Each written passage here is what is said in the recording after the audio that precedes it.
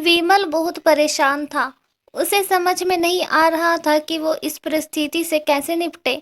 वो अपनी माँ को बहुत चाहता था, किंतु उसकी पत्नी और बच्चे उसकी माँ से बहुत दूर भागते थे, क्योंकि उसकी माँ की एक आंख नहीं थी।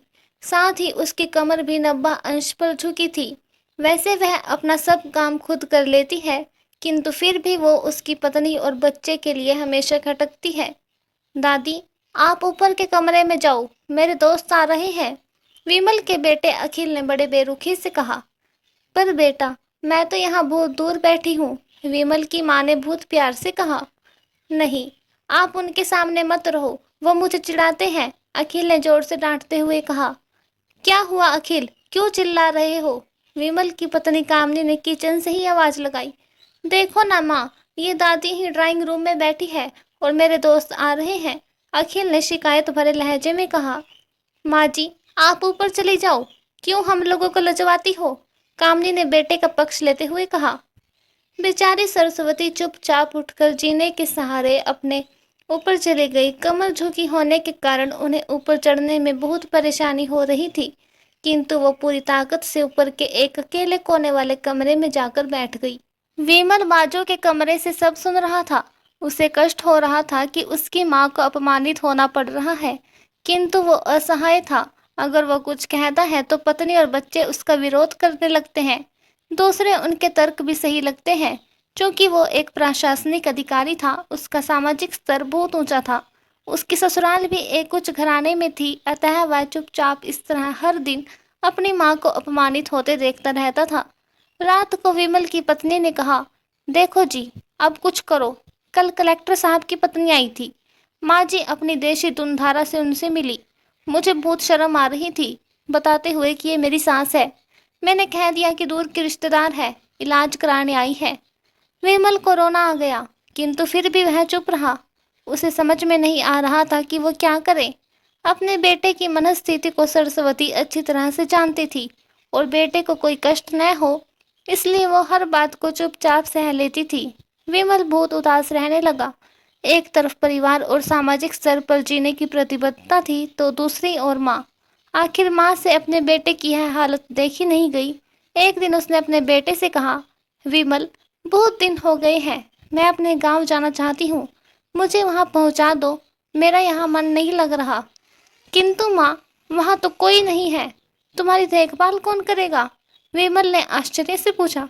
अरे सब गांव वाले तो हैं, और वो तुम्हारे मामा जी तो उसी गांव में रहते हैं, और फिर हम सारी व्यवस्थाएं कराएंगे ना। कामनी को तो जैसे मन की मुराद मिल गई हो। हाँ बेटा, बहुत सही कह रही है, सरस्वती ने लंबी सांस लेते हुए कहा। विमल जानता था कि गांव में माँ की देखभाल करने वाला कोई नहीं है, लेकिन अपनी पत्नी की जिद के कारण वह अपनी माँ को गांव छोड़ने पर विवश हो गया। माँ को गांव छोड़कर आते वक्त उसे रोना आ रहा था, तथा अपनी बेबसी पर गुस्सा भी आ रहा था, किंतु परिवार, पत्नी और समाज ने उसके इस मनोभावों को दबा दिया, और वो सुकून सा महसूस करने लगा। कुछ दिनों के बाद उसके चाचा, जो अमेरिका में रहते थे, आने वाले थे। जब विमल बहुत छोटा था, उसके पिता जीवित थे, तब वो भारत आए थे, और उसके बाद वो अब भारत आने वाले थे। पूरा परिवार और आस पड़ोस बहुत उत्साहित था।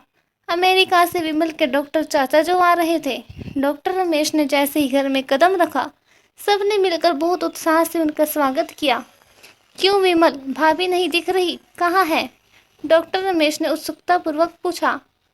जी, वो गांव में रहती है, यहाँ उनका मन नहीं लगा, कामनी ने सपाट लहजे में उत्तर दिया। डॉक्टर रमेश ने विमल की ओर देखा तो विमल ने अपनी आंखें झुका ली। डॉक्टर रमेश सब समझ गए। बोले, कल हम भाभी से मिलने गांव चलेंगे सब लोग। दूसरे दिन सभी लोग गांव के घर में पहुंचे।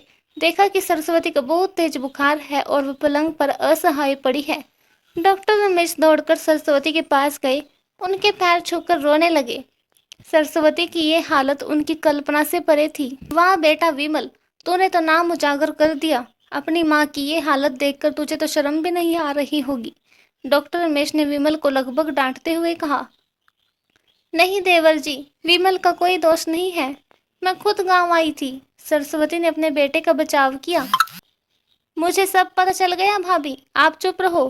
क्यों बहू, तुम्हें अपनी सास की कुरूपता पसंद नहीं है? समाज में तुम्हें नीचा देखना पड़ता है ना? डॉक्टर रमेश ने कामनी की ओर व्यंग से देखा। कामनी निरुत्तर होकर विमल को देखने लगी। आज तुम जिस सामाजिक स्तर पर हो वो इन्हीं के संघर्षों की देन है। और बेटा विमल, तुम्हें शायद मालूम न हो कि बचपन में जब तुम 1 साल के थे तब छत से नीचे गिरने के कारण तुम्हारी एक आंख फूट गई थी और तुम्हारी रीढ़ की हड्डी में भी समस्या थी। तब तुम्हारी इस कुरूप माँ ने अपनी एक आंख और अपना बोन मेरो तुम्हें देकर इतना सुंदर स्वरूप दिया था। कामनी बेटा, इतनी सालों तक संघर्ष करके बेटे को प्रशासनिक अधिकारी बनाने वाली इस संघर्षशील औरत की तुम लोगों ने यह दशा कर दी। तुम्हें ईश्वर कभी माफ नहीं करेगा। डॉक्टर रमेश की आंखों से अश्रु जलधारा बह रही थी। अब भाभी, आप मेरे साथ अमेरिका जाएंगी, यहाँ इन स्वार्थी लोगों के बीच नहीं रहेंगी। डॉक्टर रमेश ने सरस्वती से कहा। विमल को तो काटो तो खून नहीं था। डॉक्टर रमेश जो उसके चाचा थे, उन्होंने जो राज बताया उसके बाद तो विमल को यही लग रहा था कि उससे ज़्यादा पापी तो इंसान इस दुनिया में कोई और है ही नहीं। वह दौड़ता गया और माँ सरस्वती के कदमों से लिपट गया। माँ, मेरा अपराध क्षम्य है। मैं जानबूझकर चुप्पी साधे रहा, आपका अपमान कराता रहा। अब सिर्फ आप ही उस घर में मेरे साथ रहेंगी और कोई नहीं। विमल ने आग्नेय दृष्टि से अपनी पत्नी और बच्चों को देखा। कामनी को भी बहुत पश्चाताप हो रहा था, किंतु उसकी हिम्मत नहीं हो रही थी कि वो सरस्वती से आंख मिलाए। सरस्वती ने कामनी की मनस्थिति को समझकर उसको पुचकारते हुए अपने पास बुलाया और विमल को डांटते हुए कहा, खबरदार, जो मेरी बहू को मुझसे अलग करने की कोशिश की तो तुझे ही घर से बाहर निकाल दूंगी। कामनी और बच्चों ने सरस्वती के पैर पड़ते हुए अपने व्यवहार पर माफी मांगी और माँ के हृदय ने सबको माफ कर दिया। दोस्तों, ऐसे ही और कहानियों को सुनने के लिए हमारे channel the quest of spirit से जुड़े रहिए। धन्यवाद।